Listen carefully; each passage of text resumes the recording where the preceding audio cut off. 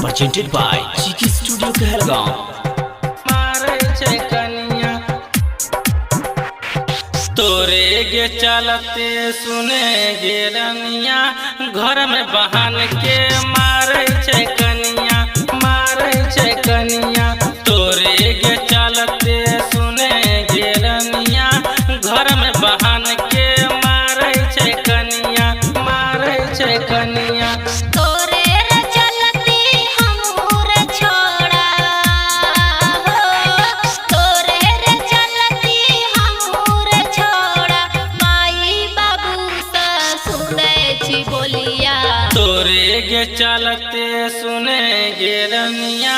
घर में बहन के मारे छे कनिया तोरे गे चलते सुने गे रनिया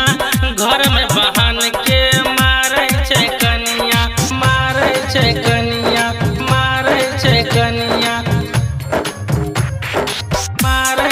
कनिया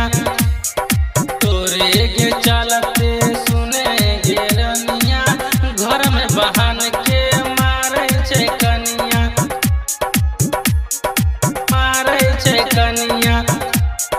श्यामपुर के तोरा गे मेला देखलियो तारा मछी पर तोरा घुमलियो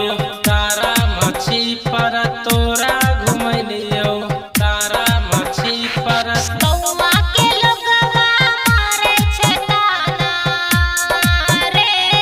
बउआ के लोगवा मारे छे ताना भैया लेके तोरा खोजे छो बोलिया तोरे गे चलते सुने गे रनिया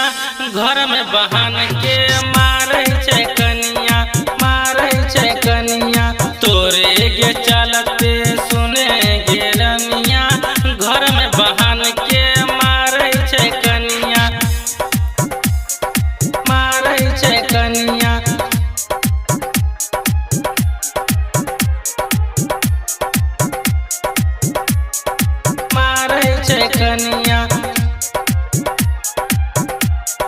बचपन से गे रानी प्यार हम कैलियो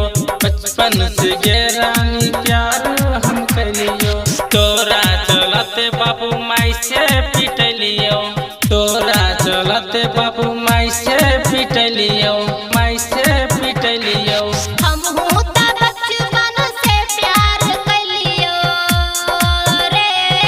हमहू त बचपन से प्यार कैलियो तब कटा हवा बोले छे बोलिया तोरे गे चलते सुने गे रनिया घर में बहन के मारे छे कनिया